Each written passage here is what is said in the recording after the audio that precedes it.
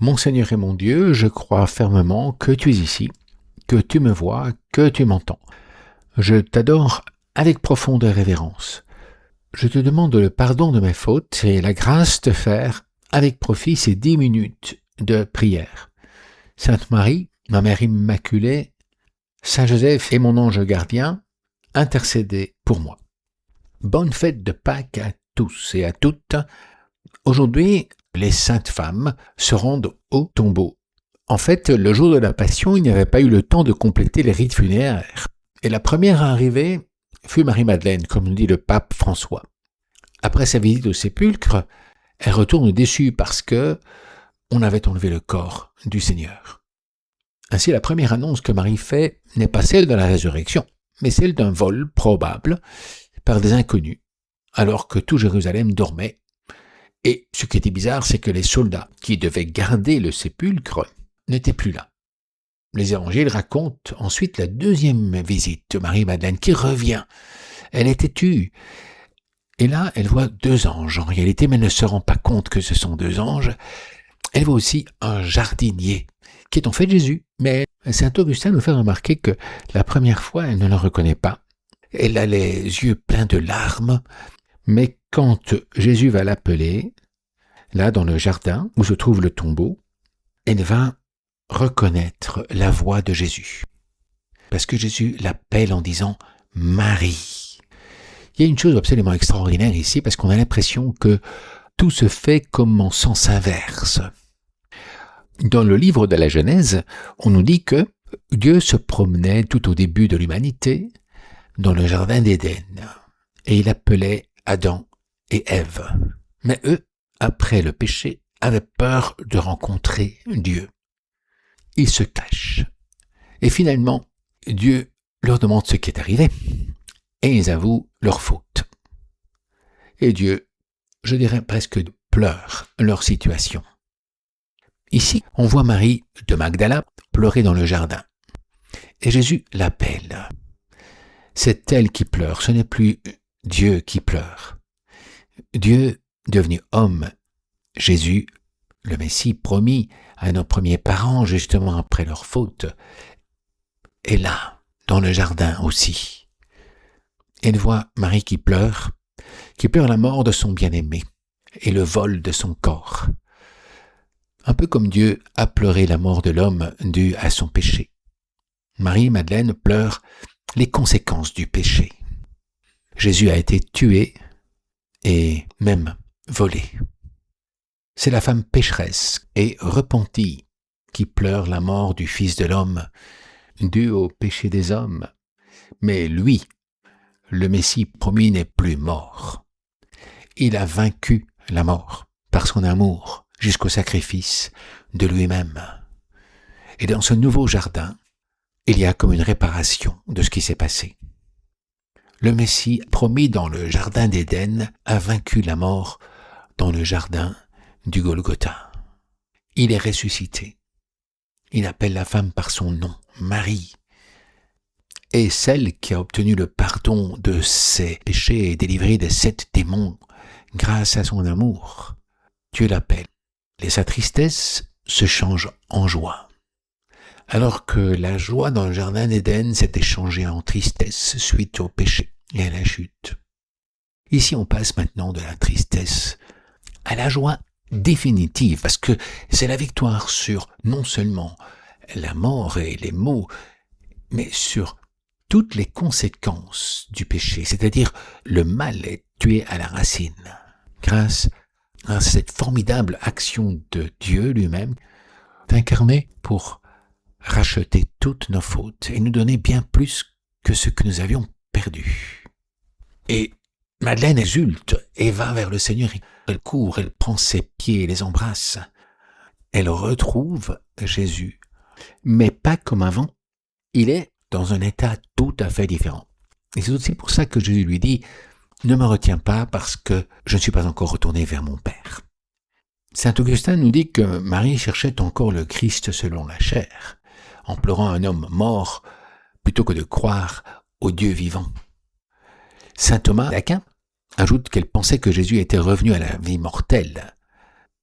Jésus veut justement montrer la différence qu'il y a.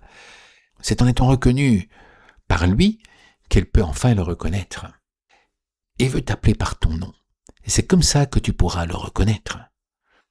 Augustin note que Marie se tourne 2 fois. Une première fois sans comprendre, sans le voir, ou plutôt le voir en étant aveuglé par ses propres larmes, par ses propres souffrances. Et la seconde fois, quand il y a un retournement du cœur aussi, qui permet de passer du respect humain à la confession de la foi, Jésus dit « Ne me touche pas. Je ne suis pas encore monté vers le Père, dit-il. Il faut que je monte vers le Père pour que vous puissiez avoir la pleine joie. » C'est pas un refus d'affection. C'est une instruction sur une nouvelle manière d'être en relation avec lui. On touche les choses, on regarde, on prend les objets, on touche les personnes que l'on aime, on les embrasse, on leur serre la main, on les encourage. Jésus demande à Marie de ne pas limiter sa foi à ce qu'elle voit ou touche ici-bas. Ça signifie que dans le cœur de Marie, Jésus n'est pas encore monté. Il n'a pas encore reçu la place qui lui revient en elle, qui est en fait la place de Dieu le Fils, car elle ne croit pas encore égale à Dieu le Père. Elle doit apprendre à le toucher spirituellement et non pas simplement physiquement, en le reconnaissant comme Dieu qui s'est incarné. La parole finale de Jésus à Marie-Madeleine précise tout cela. Je vais vers mon Père et votre Père.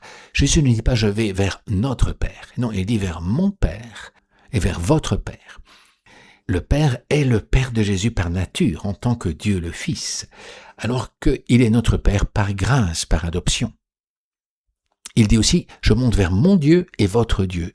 Il ne le dit pas en tant que Dieu le Fils, ici, il le dit en tant qu'homme. Jésus, homme, a Dieu pour Dieu, car sa nature humaine est créée. Et le Christ est le médiateur qui nous donne accès à cette grâce. Marie-Madeleine reçoit ainsi la mission d'aller dire cela à ses frères. C'est-à-dire que je vous élève davantage à une relation intime avec la Trinité. Ainsi, la résurrection n'est pas un simple retour à la vie intérieure, mais une élévation du Christ et une élévation de l'humanité, de tous ceux qui veulent suivre le Christ.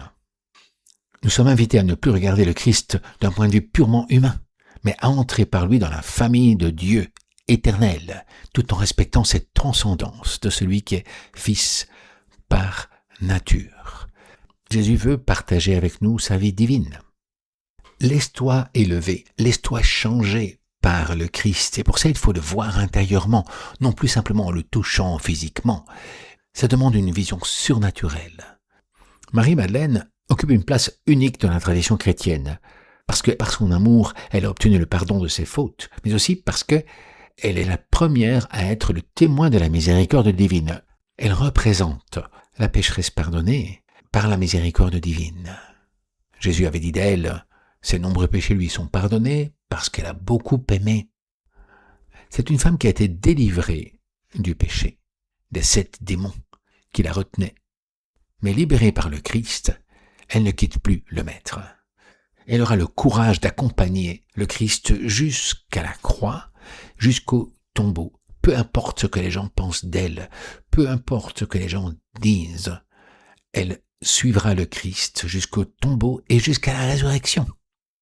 Elle est victorieuse avec le Christ. Sa fidélité au pied de la croix et sa tristesse au tombeau vont se changer en une joie éternelle. Elle va annoncer aux apôtres la résurrection du Seigneur. Elle va être l'apôtre des apôtres, comme le disait saint Thomas d'Aquin. Jésus est là. Il l'appelle par son nom. Dieu t'appelle aussi par ton nom.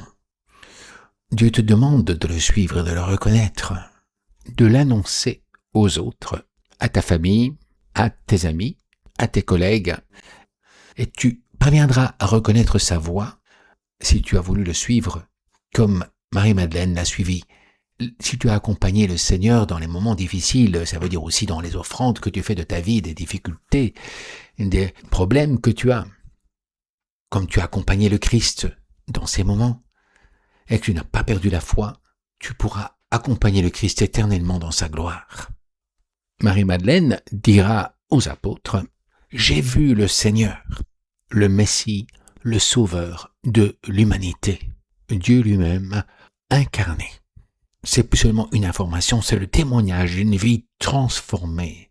Je suis une autre personne parce que j'ai vu le Seigneur.